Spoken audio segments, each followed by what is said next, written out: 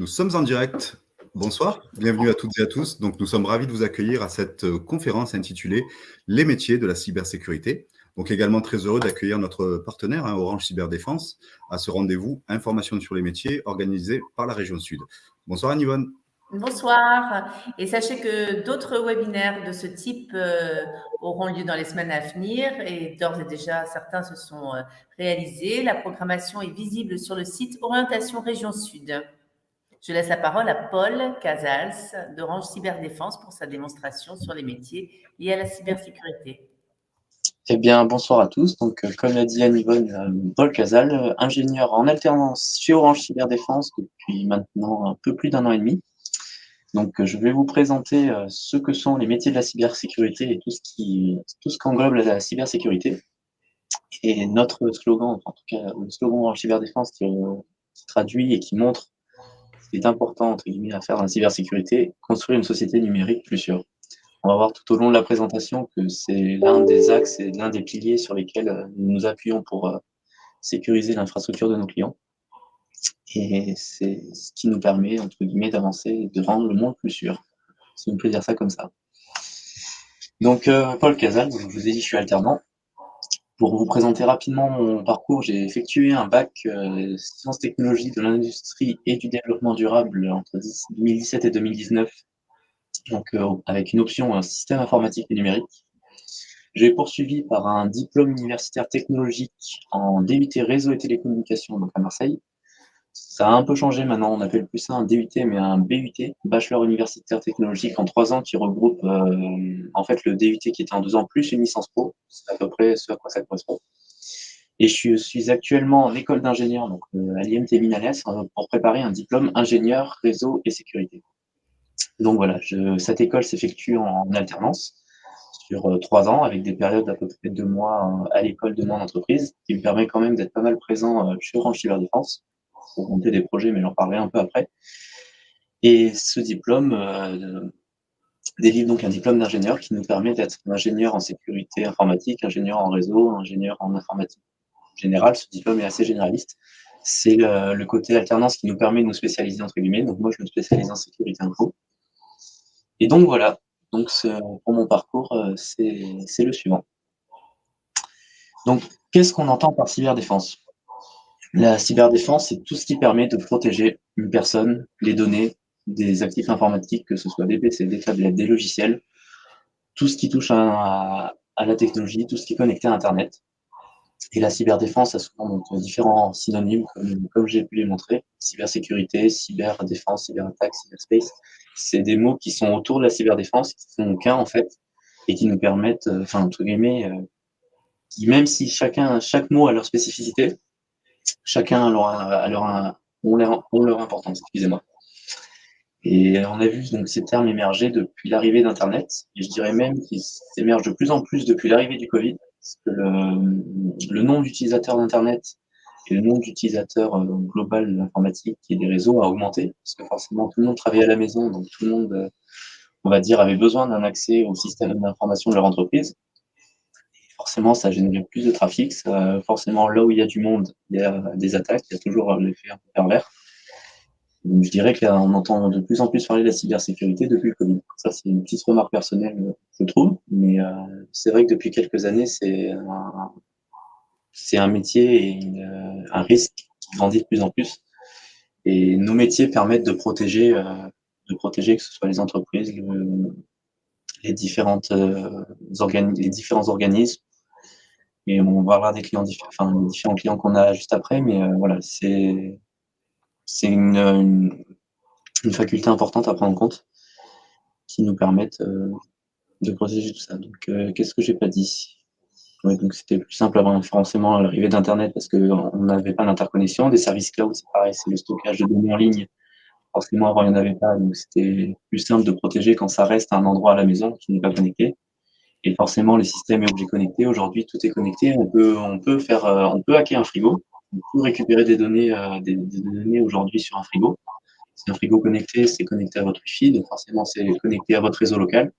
Et votre réseau local peut contenir vos données personnelles, si par exemple, il y a un PC qui n'est pas mis à jour, etc., etc. Donc, chaque point d'entrée, si dans votre réseau est un risque. S'il n'est pas sécurisé, s'il n'est pas patché entre guillemets avec les dernières mises à jour qui permettent d'éviter ces attaques, donc plus vous êtes en danger.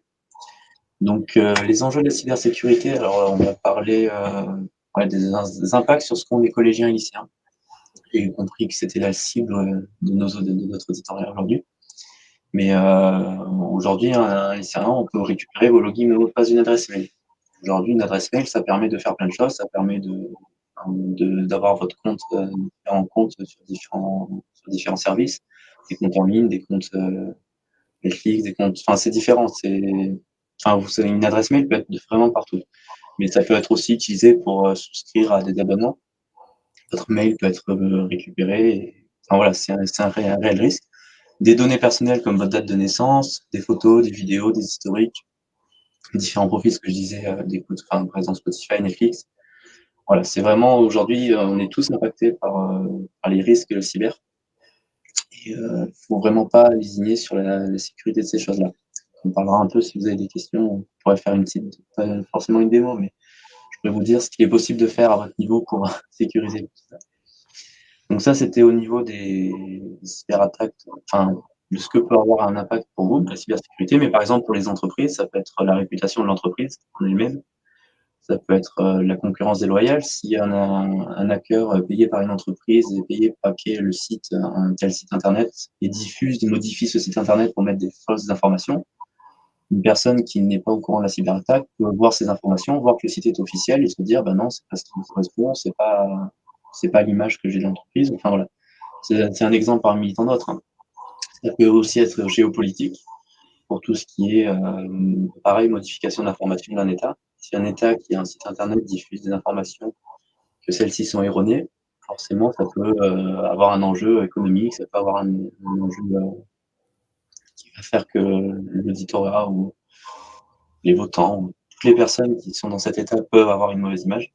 Et donc, je reviens à l'aspect financier, le vol de données, qui est un aspect très lucratif aujourd'hui, notamment le vol des données de santé sur les hôpitaux, sur les différents organismes. C'est des données qui valent de l'or pour les entreprises pharmaceutiques, par exemple, ou différentes autres entreprises qui ont besoin de ces données pour garantir leur modèle économique, entre guillemets. Il y a une règle en cyber ou même en informatique qui est assez viable, c'est si le service est gratuit, c'est que c'est vous le produit. Et en général, quand un service est gratuit, si on lit les conditions d'utilisation, on voit que le service récolte telle donnée, récolte tel truc, récolte différentes choses. Et c'est souvent en général que quand on s'inscrit sur un site internet, je sais pas moi, d'actualité par exemple, si on lit les clauses de confidentialité, on va voir vous autorisez tel site à partager vos données à tel organisme. Et quand on va voir les données de tel organisme, cet organisme peut revendre, etc. Donc, c'est une petite phrase qui est assez bien, mais voilà, si c'est gratuit, c'est que c'est nous le produit. Donc on revient à l'aspect financier et tout ce qui va autour. Donc c'est vraiment un des aspects très importants, que ce soit pour vous, lycéens, collégiens, ou pour les différentes entreprises. Ces aspects-là, protéger les actifs, que ce soit à votre niveau ou les actifs des entreprises, est une chose vraiment très importante. Et voilà, faut pas lésigner là-dessus. Poursuivre. Hop. Donc les métiers de la cybersécurité. On peut travailler dans différentes branches. Moi, j'ai mis des choses qui parlent, comme la police nationale, par exemple. Pour lutter contre la cybercriminalité, on peut faire des enquêtes sur des cybercrimes qui se sont passés, surveiller les réseaux sociaux, surveiller les forums, le darknet. Ça fait partie des métiers de la police nationale, de l'ANSSI aussi. L'ANSSI est l'Agence nationale de la sécurité du système d'information, qui est une agence reconnue en France et un acteur majeur de la cybersécurité. Donc c'est eux, par exemple, qui vont définir les règles, si je peux dire ça comme ça, et les standards de sécurité. Aujourd'hui, il y a des standards de sécurité à atteindre, par exemple, pour une entreprise, et c'est l'ANSSI qui les propose et qui les valide. Et la cybersécurité, c'est un domaine qui évolue sans cesse. On a tous les jours des nouvelles attaques, tous les jours des nouvelles façons de prendre la main sur un ordinateur, de récupérer des informations. Et c'est un contexte qui est en perpétuelle évolution. Donc l'ANSSI, c'est un peu le chef d'orchestre de tout ce qui se passe en France au niveau de la cyber, qui va relayer les failles de sécurité, qui va relayer les pages de sécurité à appliquer, etc., etc. Il y a vraiment pas mal de monde qui travaille là-dedans.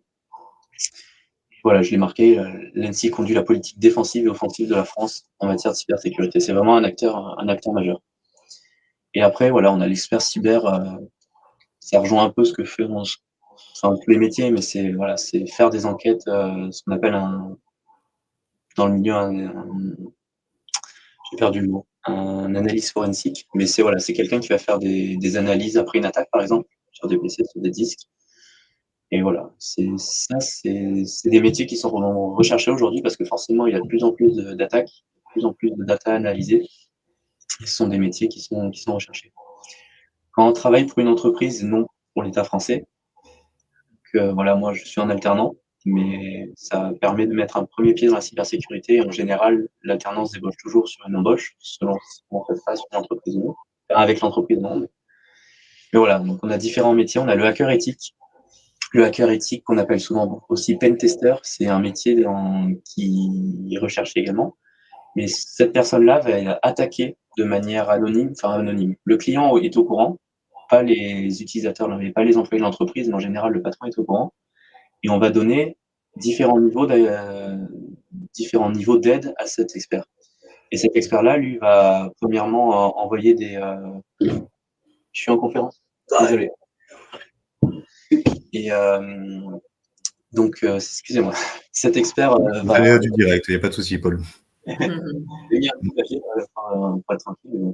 Donc, cet expert va faire différentes attaques sur le domaine de l'entreprise et à la fin va produire un rapport de toutes les failles de sécurité qu'il a repérées dans l'entreprise. Ça permet notamment que ce ne soit pas un hacker qui le fasse et que les failles de sécurité soient testées avant. L'analyste cybersécurité, c'est une personne qui va surveiller les différentes attaques et menaces sur les entreprises dans le monde. J'ai généralisé avec dans le monde, mais en général, un analyste va avoir 2 ou 3 clients cibles et dont il va s'occuper. Donc, il va analyser si des attaques, s'il voit des événements anormaux sur l'infrastructure du client. Il va ensuite les informer, les bloquer, voir ce qu'il est possible de faire après. Le consultant auditeur cybersécurité, c'est une personne qui, lui, va identifier les vulnérabilités, un peu comme le pen tester, mais de manière plus avancée, qui va fournir le rapport à la fin de qu'est-ce qui va pouvoir être fait, qu'est-ce qui est déjà en place et qui est bien. C'est vraiment faut voir ça comme un sport, en fait. Vous avez un tableau. Et puis, ça, c'est bien, ça, c'est pas bien, ça, c'est pas bien, ça, c'est bien, ça, c'est mieux. Et voilà, à la fin, le client a un rapport. Il va pouvoir choisir qu'est-ce qu'il va faire pour améliorer la sécurité ou non de son entreprise. L'ingénieur cybersécurité, c'est mon travail, entre guillemets.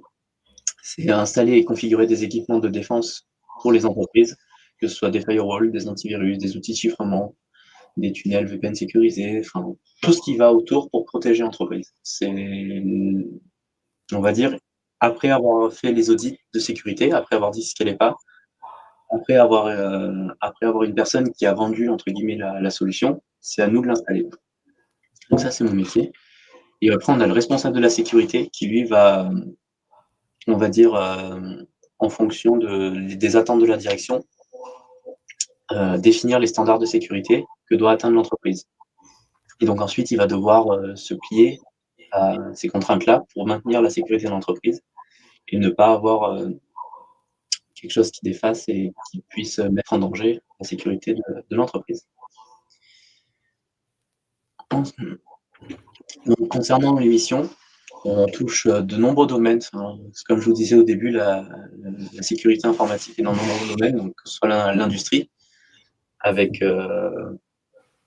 les différentes usines qu'on peut avoir, le transport maritime, les organismes sociaux, les énergies, le transport, la santé, l'État, les collectifs privés, et au final, un peu toutes personnes qui sont aujourd'hui connectées à Internet. Mais voilà, je vous ai mis les différentes missions qu'on peut avoir, mais ça reprend toujours les différentes attaques qui sont mises en place, mais la protection de données, les audits de sécurité pour améliorer les infrastructures des clients. La cybersécurité est un domaine vraiment large et la chance qu'on a sur Orange Cyberdéfense, c'est de couvrir tous ces métiers-là et de couvrir tout l'aspect cyber, que ce soit la sécurité industrielle, que ce soit la sécurité informatique, plus à proprement parler, que ce soit le pentest, que ce soit l'analyse de données suite à la mise en place de la solution. Vraiment, le client, si aujourd'hui il veut un package clé en main, on va dire, je suis pas commercial, hein, mais je veux dire, il peut réaliser toute cette frise chronologique d'action pour sécuriser son entreprise. Donc, le cursus d'études pour arriver à ce métier-là. Donc, je sais pas si les personnes en face de moi sont en seconde, en première, en terminale. Mais donc, Dans tous les cas, il y a beaucoup de questions, Paul, sur le choix des parcours. spécialités dès la terminale, sur ensuite la poursuite d'études à Bac+2. S'il ne vous a pas été trop difficile non plus de passer d'un BTS à une école d'ingénieur. Voilà, donc beaucoup de questions. Donc, je vous laisse avancer dans votre présentation. Non, j'avais pas vu qu'il y avait la partie commentaire qui est affichée sur la droite. Et donc voilà, en seconde, alors moi j'ai fait partie du bac où on n'avait pas vraiment ces options, on choisissait donc soit une filière scientifique, soit une filière technologique. Donc moi j'avais choisi technologique avec option système informatique et numérique, qui avait cette option avancée de l'informatique. Et voilà, donc en seconde, des recherches que j'ai pu faire, il y a obligatoirement les mathématiques. C'est une brique qui est assez importante pour avancer pour la suite des études, entre guillemets. Si on s'arrête au bac, effectivement, ça va, mais bon, en s'arrêtant en bac, en général, les métiers sont difficilement accessibles. Le numérique, sciences et informatique, aujourd'hui, dans les lycées, il y a quand même pas mal de ces options-là. Le sciences de l'ingénieur, donc CSI, ça, je sais que ça existe encore. Et physique-chimie, c'est pareil, pour continuer à cultiver sa culture mathématique et selon les études qu'on va faire après ou pas. Donc c'est des matières incontournables si on se destine à cette voie. Dans tous les cas, aujourd'hui, pour arriver au métier d'ingénieur, il faut un bac+5. Aujourd'hui, on peut être ingénieur avec soit même si on n'a pas de diplôme, mais soit une licence BUT avec un master, donc on arrive à bac+5, soit avec un BUT avec 3 ans d'école d'ingénieur, ou avec une prépa intégrée, et ensuite un master ou prépa école d'ingénieur. Que ce soit prépa, DUT, j'ai oublié le BTS aussi, on peut aussi faire BTS école d'ingénieur, mais que ce soit prépa, DUT, prépa intégrée, ce sont toujours des filières où vous aurez besoin d'une base mathématique et scientifique. Donc selon les prépas, bien sûr, il y en a un peu moins. Mais bon, les prépas orientés informatique, vous aurez toujours des mathématiques, un peu de physique. Moi, dans mon DUT réseau et télécommunications, des maths, il y en avait. De la physique, un peu moins, mais il y en avait quand même avec l'aspect télécommunications. Mais voilà, c'est quelque chose de réalisable, complètement réalisable. Après, ça dépend de vos différents niveaux, mais il y a aussi ce qu'on appelle une prépa ATS aussi, avant de faire un DUT. Après un DUT, pardon, une prépa ATS, c'est une remise à niveau en maths pour rentrer en école d'ingénieur. C'est 1 an, ça se fait aussi. Mais voilà, si les questions, c'était j'aimerais poursuivre mes études dans le domaine du cloud et de la cybersécurité au niveau des écoles. Non, c'était pas. Donc voilà, donc on revient aux matières essentielles. Je pense que la base scientifique, mathématique, il faut la garder quoi que ce soit pour le futur DUT, prépa et ensuite master école d'ingé. Et après, forcément, la brique dans laquelle on veut se spécialiser. Aujourd'hui, vous avez des DUT informatiques qui sont plus orientés programmation. Vous avez du coup le DUT réseau que j'ai fait qui apporte une grosse brique réseau qui permet, de toute façon, pour faire la sécurité, il faut savoir faire du réseau. Les deux ne se dissocient pas. C'est important de connaître comment ça fonctionne et d'avoir ces briques-là. Et ensuite, la brique spécialisation sécurité, ça va dépendre des formations, ça va dépendre des écoles. Et moi, mon diplôme d'ingénieur, c'est un diplôme informatique et réseau. Donc, on voit la programmation, on voit l'aspect réseau. La sécurité, on la voit pas trop. C'est justement avec l'alternance que je vois l'aspect sécurité. J'ai jamais autant appris en 1 an d'alternance que ici. Faut que ça corresponde à la personne aussi. C'est pas forcément tout le monde qui veut déjà se lancer dans le monde professionnel. Je dirais que ça se dirige plutôt vers les personnes qui savent ce qu'elles veulent faire ou entre guillemets le métier à peu près auquel elles veulent arriver. C'est pas le cas de tout le monde. Donc c'est vrai que quand on a la chance de savoir ce qu'on veut faire, ça permet de cibler et d'aller vers les études qui nous amènent à ce métier-là, et donc d'avoir l'assurance et d'avancer. Je ne sais pas si... Oui, merci Paul. C'est tout à fait les réponses à apporter aux internautes, puisque beaucoup de questions tournent autour de l'alternance aussi, et sur le type d'école à choisir. Voilà, est-ce que l'alternance est une voie reconnue ou en tout cas très On va répondre à profitable de la filière? On va répondre à ces deux questions parce que je vois possible d'intégrer une école d'ingé après un DUT. Donc pour intégrer, alors c'est pas forcément la voie la plus standard. Pour intégrer une école d'ingé, parce qu'on a forcément toutes les personnes qui sont en prépa qui arrivent aussi. Et les prépas sont pas prioritaires, mais on va dire qu'elles sont plus reconnues par les écoles d'ingé, parce que forcément elles apportent un plus gros bagage scientifique qu'un DUT.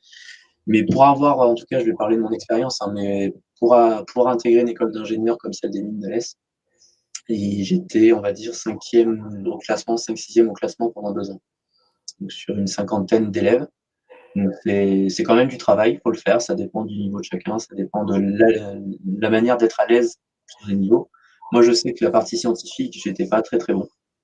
J'avais même pas la moyenne dans les matières scientifiques, mais il y avait tout l'aspect réseau, tout l'aspect informatique dans lequel je baigne et où j'ai envie d'avancer depuis que je suis tout petit, qui me passionne. Donc c'est forcément quand quelque chose passionne, c'est beaucoup plus simple à, à travailler et du coup des bonnes notes entre guillemets. Mais voilà, c'est ce qui m'a permis de rattraper et les projets personnels que j'ai fait, plus les bonnes notes que j'ai eues dans ces matières-là, plus les expériences que j'ai pu accumuler à droite et à gauche, ont fait que mon dossier s'est un peu démarqué des autres dossiers et qui m'ont permis de rentrer en école d'ingénieur. Et effectivement, c'est aussi possible avec un bac STI de dessin parce que c'est exactement ce que j'ai fait. Je fais bac STI de dessin, puis DUT réseau et télécommunications, puis école d'ingénieur.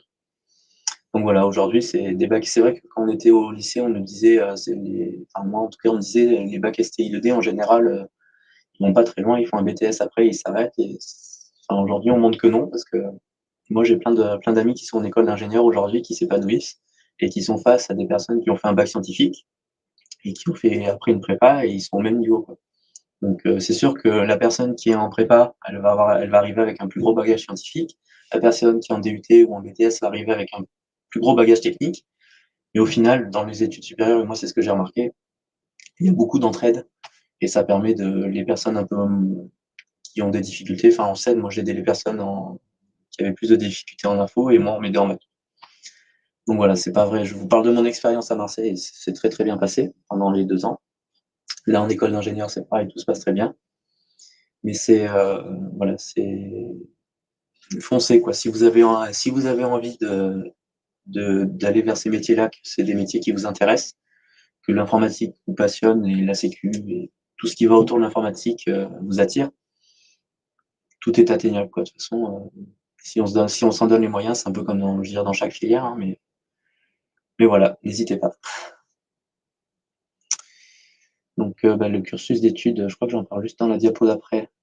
Mais voilà, c'est ce que je disais. Donc, c'est vrai que j'aurais pu parler sur une diapo pendant tout ce temps. Donc, si on veut donner des écoles, BTS cyberdéfense, lycée militaire de Saint-Cyr, donc ça, je connais pas, on m'a donné. BTS cybersécurité, donc c'est le réseau télécom parcours cybersécurité, ça, vous en avez un à Lumini. La licence Pro Azure, je crois qu'elle est encore là pendant 1 an ou 2, mais après, elle va se regrouper avec le BUT cybersécurité. Le master cybersécurité, ça, c'est École d'ingénieur centrale Marseille, mais c'est un master vraiment orienté cybersécurité. Vous avez l'abri cybersécurité. Moi, mon école d'ingénieur, les mines d'Alès, elles sont en train de changer le nom du diplôme. Au lieu que ce soit informatique réseau, il va y avoir un diplôme informatique et un diplôme sécurité des réseaux. Donc ça va arriver dans quelques années. Et du coup, voilà, ingénieur cyberdéfense, après vous avez l'ISEM qui est une école d'ingénieur, l'EPITA qui est une école d'ingénieur aussi, l'INSA, vous avez l'IMT, le groupe IMT. Vous en avez plein. De toute façon, je vous invite à aller sur Internet, hein, sur les Studiramas, sur les étudiants, sur tout ça, sur l'ONICEP. Vous avez vraiment toutes les informations aujourd'hui. Et puis même si certains ici ont des questions, n'hésitez pas à me contacter sur LinkedIn ou sur n'importe où vous me trouvez. Je ne sais pas si vous communiquerez après les contacts ou si je peux vous donner un mail. Je n'ai pas vu avec les organisateurs, mais c'est voilà, n'hésitez pas à poser des questions. Je suis ouvert à chaque question, il n'y a pas de problème. Si j'ai le temps d'y répondre, je le ferai. Anne-Yvonne, je crois que vous vouliez parler, mais on ne vous entend pas, vous avez le micro coupé. Pardon. Est-ce qu'une question d'un autre internaute, peux-tu nous dire ce que tu aimes dans l'alternance et le plus difficile? Alors, le plus difficile, je pense pas en avoir, parce que c'est un modèle qui me correspond pleinement. Moi, ça fait longtemps que, j'ai fait toujours des jobs d'été à droite à gauche. J'ai toujours voulu, j'étais auto-entrepreneur avant d'être alternant. Donc, ça a toujours été une chose. Le monde professionnel m'a toujours attiré. Donc, être en alternance, c'est là où je m'épanouis le mieux. On est face à des projets concrets. Ce qu'on voit à l'école, on l'applique en entreprise. On apprend beaucoup en entreprise. On est avec des gens qui sont dans le métier depuis longtemps ou moins, mais c'est toujours, dans tous les cas, tout le monde est bienveillant. En tout cas, je parle chez Orange Cyberdéfense, mais des collègues qui sont avec moi en alternance à l'école, ça se passe tout se passe très bien pour tout le monde. Les avantages de l'alternance sont multiples. En plus, en France, le statut d'alternant est assez bien reconnu. Déjà, on a un salaire, on est salarié d'une entreprise, on a droit à différentes aides, que ce soit des mobiles jeunes, des actions logement, les APL. Voilà, on a quand même en étant alternant pas mal d'aides. Ça, l'aspect financier, c'est quelque chose qui est. Enfin voilà, on a un revenu chaque mois. Donc pour se détacher du domicile familial des parents, c'est quand même plutôt bien. Je sais que ça fait du coup depuis que je suis rentré en école d'ingénieur et que je suis alternant, où je suis totalement indépendant. Je me gère tout seul. J'ai la chance de pouvoir faire ça et l'alternance me permet ça. Mais les côtés difficiles, à la limite, je pourrais dire le rythme d'alternance. Il faut faire attention selon les écoles et selon les formations, le rythme d'alternance n'est pas le même.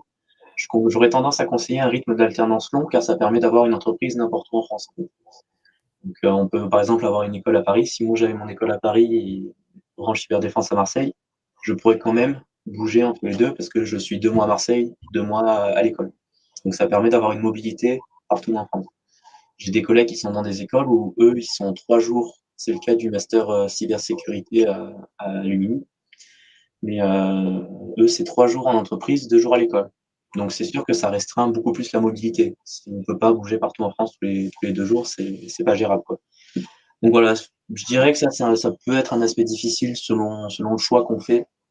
Mais et puis après, moi, j'ai eu la chance. Je suis tombé dans une très très bonne entreprise où je m'épanouis. Je pense que c'est pas pareil partout, mais bien que l'alternance soit un statut le nombre d'alternants là ces 5 dernières années n'a fait que grandir. Je sais plus combien il y a eu d'augmentation, mais il y en a de plus en plus. C'est beaucoup plus recherché par les entreprises parce que avec les aides de l'État, entre guillemets, le fait d'avoir une personne en alternance ne coûte pas grand-chose à l'entreprise. Donc eux, ça leur fait une ressource en entreprise qui forme gratuitement entre guillemets. Et à la fin, ils peuvent compter sur cette ressource pour rejoindre leurs équipes. La ressource est déjà formée. La ressource sait déjà comment tout fonctionne, commence à savoir le métier. Il est diplômé en ingénieur. On va dire que toutes les étoiles s'alignent pour, pour, euh, pour qu'il soit embauché. Et nous, derrière, on dépoche souvent, juste à la fin de nos études, avec un CDI. Qui s'est éteinte. Mais avec un CDI, et un CDI en sortie d'études, c'est quand même très, très honorable, on va dire. Paul, Anne-Yvonne, notre webinaire touche bientôt à sa fin. Alors, on peut peut-être prendre une dernière question, Anne-Yvonne. Qu'est-ce que tu en penses? Une question de Zora. Oui, Zora, métier en tension, très enrichissant, très diversifié. Et la rémunération de ces nouveaux métiers est aussi un atout, n'est-ce pas? Donc, c'est un mélange d'affirmation. Un mélange d'affirmation, de constat et de peut-être d'interrogation. Paul, si vous voulez compléter ce propos. Effectivement, on peut dire en tension parce que quand on est face à un client alors c'est pas mon cas parce que moi j'installe des solutions de sécurité, mais il y a une brique de ce que je vous disais d'analyse de données, de tout ce qui est réaction à des crises. Effectivement, quand le client lui a volé toutes les données et que c'est nous qui allons, entre guillemets, peut-être sauver son infrastructure ou non, ça dépend comment l'attaque a été faite, comment il a été protégé. Mais c'est vrai que il y a un petit aspect tension. Et effectivement, la rémunération est assez intéressante dans ces métiers-là parce que c'est des métiers qui sont de plus en plus recherchés. Il y a très peu de ressources aujourd'hui sur le marché. C'est forcément ces nouveaux métiers qu'il faut apprendre. Donc voilà, c'est comme tout, hein, la loi de l'offre et la demande. Et voilà, c'est aujourd'hui des métiers très bien rémunérés. Super. Et je n'avais pas fini, c'est vrai qu'il y avait encore 2 diapos, je prends une diapo rapidement. Mais voilà, les opportunités qu'on a dans la région avec des grosses entreprises comme Airbus, la Française des Jeux, EDF, Naval Group, Net, la Société des Eaux de Marseille, le CEA. C'est quand même des grands noms en France. Bien sûr. Voilà, qui sont importants pour la France. C'est des clients qu'on protège. On a la fierté de protéger, entre guillemets. Donc voilà, ça peut, parler de l'aspect clientèle, mais c'est des entreprises qui recherchent et ont également des métiers en cybersécurité. Aujourd'hui, toute grosse entreprise a un service cybersécurité. En tout cas, est en train de grandir et de se former. Mais voilà, pour ça, il faut des ressources. Et ces ressources, c'est vous, entre guillemets. C'est vous qui allez vous former, étudier et qui allez être recruté, entre guillemets, pour la suite. Super. Donc voilà, je ne sais pas si vous avez des questions. C'était un premier exercice pour moi. Donc, c'était parfait, Paul. Franchement, c'était parfait. On a que des remontées positives. Elles sont en train d'apparaître dans le fil de discussion. Donc on va conclure. Je vous propose à Yvonne et Paul de conclure ce webinaire qui était très riche. Merci Paul, notre intervenant, pour la qualité et la richesse de sa présentation. En tout cas, des informations qu'on a trouvées très éclairantes, apportées sur les métiers de la cybersécurité. Anne-Yvonne, Paul, je vous laisse le mot. Voilà, juste pour conclure et pour vous rappeler que vous pouvez consulter ce webinaire dès à présent sur la chaîne YouTube Information, Orientation, Formation, Métier et les autres séquences évidemment qui ont été réalisées en partenariat avec Studirama. En tout cas, encore merci Paul pour cette présentation très attractive et très limpide pour un secteur qui nous a bien éclairé sur un secteur qui reste encore un peu opaque pour beaucoup d'entre nous. Et pour autant, qui demeure essentiel pour notre sécurité. Vous l'avez bien démontré. Voilà, donc je vous souhaite une bonne soirée. Bonne soirée. Je vous remercie pour votre écoute et puis je vous attends, entre guillemets, que ce soit chez Orange Cyberdéfense ou ailleurs. N'hésitez pas à avancer dans ces métiers et à continuer, mais voilà, il faut y aller, tout va se faire. Si vous avez des questions, n'hésitez pas à me contacter sur LinkedIn, Paul Casal. J'essaierai de répondre sans souci. Merci à vous. Merci pour votre disponibilité. Merci. Très bonne soirée. Merci. Au revoir. Au revoir.